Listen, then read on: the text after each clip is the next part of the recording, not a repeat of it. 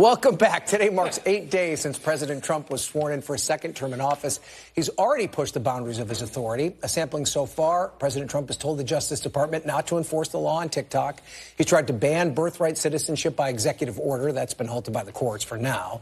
He's fired internal watchdogs without the legally required disclosure to Congress. And he's moving to potentially freeze congressionally appropriated funds if they don't align with his agenda. And if you're keeping score, it's only day 8. Joining me now on set is Cillizza, the founder of the So What newsletter and a senior advisor at Denton's Global Advisors and a former colleague of mine. Teresa Kumar, president and CEO of Voto Latino. She's also an NBC News contributor. And the pride of New York Mills, New York, Rob Bluey, the president and executive editor of the Daily Signal. Rob and I both share a connection to Central New York. So, Rob, great to have you at the table. Chris, but let me start with you. Sure. 8 days since Trump was sworn in. We've seen an expansion of this executive authority. Is this what voters asked for when they elected him? I think so. I mean, that may be an unpopular opinion, but yeah, I mean, look, the thing I always say about Donald Trump is you can say many things about him, and candidly, I've said many things about him, but what I will say is he isn't someone who hides the ball. Mm-hmm. Like in the campaign, it's not like he campaigned like he was going to govern like Mitt Romney. You know what I mean? Right. He made quite clear hardline stances on immigration. We're going to get rid of or purge the federal workforce. Now, did he campaign on every single one of these things? No, I don't think so.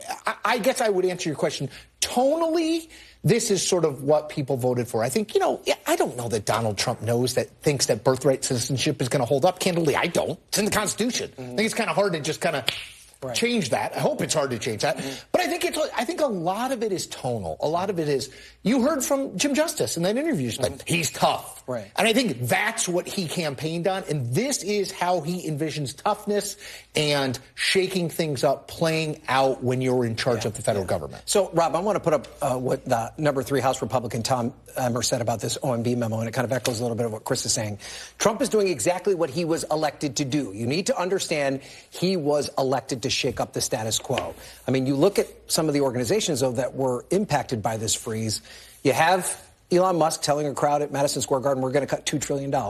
You can't cut $2 trillion if you're not touching some of these things that people rely on and care about. Do you think the voters equate the promise of big cuts to the actual programs that could impact them directly?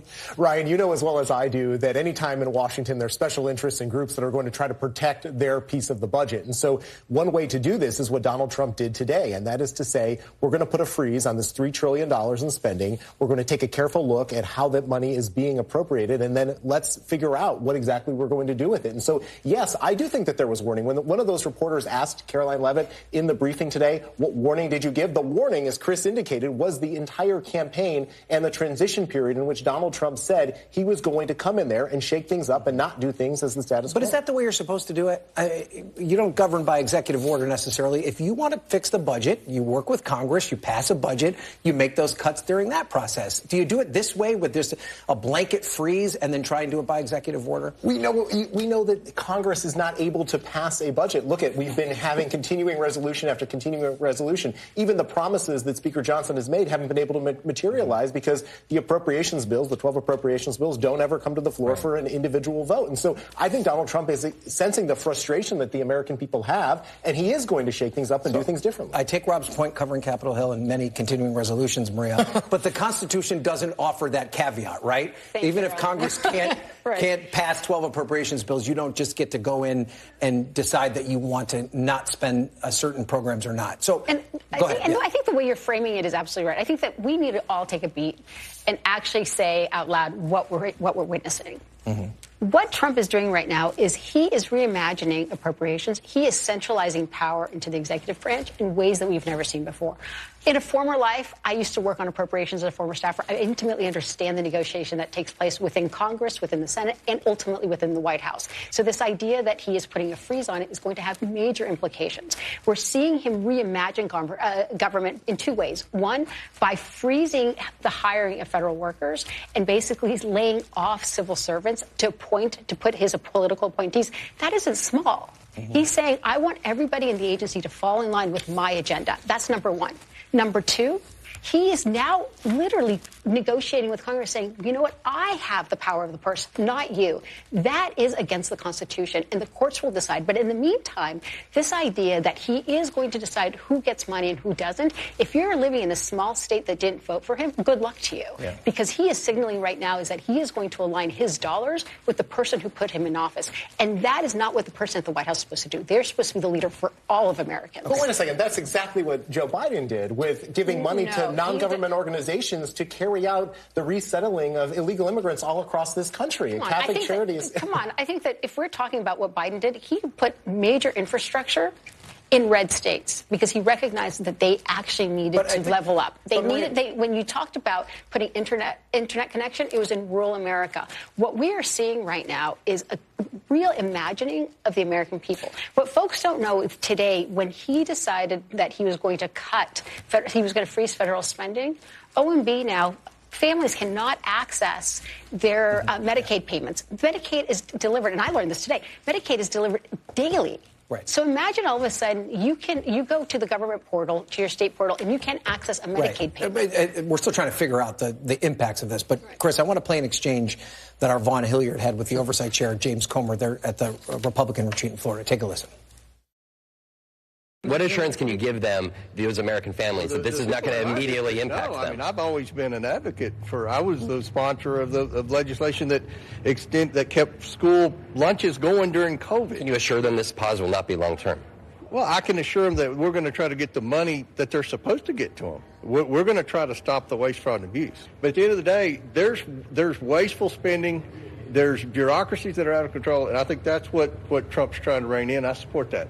I've covered 2 state houses. Now I've covered Congress close to 10 years. Waste, fraud, and abuse has never balanced a budget in the entire time that I've been covering legislatures. But to this point, Chris, it seems as though even members of Congress were caught off guard by this. They can't answer simple questions. I mean, should what Comer said reassure someone that might be worried about their funding? I mean, it wouldn't reassure me necessarily. I mean, it seems to me that, and again, I guess I'm not surprised by this in that Donald Trump, I think Maria Teresa is right. Like, you can say whatever you will about him, but he's clearly working to consolidate as much power in the executive branch as possible. Now, so did George Bush, so did Barack Obama, so did Joe Biden, but not at this level this fast, right? Both of those things I think are true. So, look, Congress has been rolled a little bit. I mean, this is a nerdy point, but I know you will appreciate it. The Speaker of the House, this is a week ago, the Speaker of the House saying, oh, you know what, the guy who's in charge of the Ethics Committee, he's not in charge of it anymore because Donald Trump doesn't like him. We're going to put a guy who likes Donald Trump in charge. Intelligence Committee, rather, not Ethics, right. Intelligence. I mean, it's a little thing that I know the average American isn't like, oh, my gosh, the Intelligence Committee chairman changing. But it speaks to the passivity of Donald Trump acts and everyone else, including James Comer and everybody else in the Republican Party and the Democratic Party, candidly, reacts at this point. And Rob, should they be pushing back more on Donald Trump, even though he won the election? Is it responsible for the Speaker of the House to allow the president to pick the chair of the Intel Committee?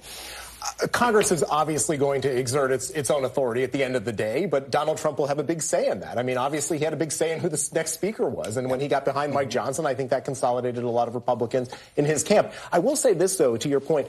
Republicans in the last hour or so, and this is the new Trump rapid response unit that they've stood up within the last week, are pushing back aggressively on Democrats about some of the information they're pushing out, specifically as it relates to student loans and food stamps and Medicaid. And so we will see from a communication standpoint, yes, Medicare and Social Security, I mean, they've mentioned all of them. Yep.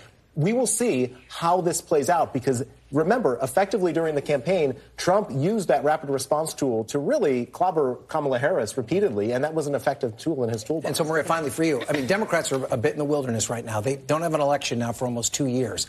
Yep. Is it just a bully pulpit? I mean, how do they effectively fight back against something that they find to be really problematic at this point? Well, I think that one is they need a mechanism of communication, but they also have to make sure that they don't vote on his agenda, that if it's going to be adverse and it's going to harm the American people, while they do not have a majority, they do have avenues where they could actually negotiate. And that's what they're going to have to do. And I have to say that the last 3 months, the Democrats have been absent. You haven't heard from them. Right, and that actually, I think, is hurting them more than actually giving opposition. Yep. Okay, we're going to have to leave it there. Great conversation, everybody. Appreciate you being here. Chris, Maria, Teresa, Rob.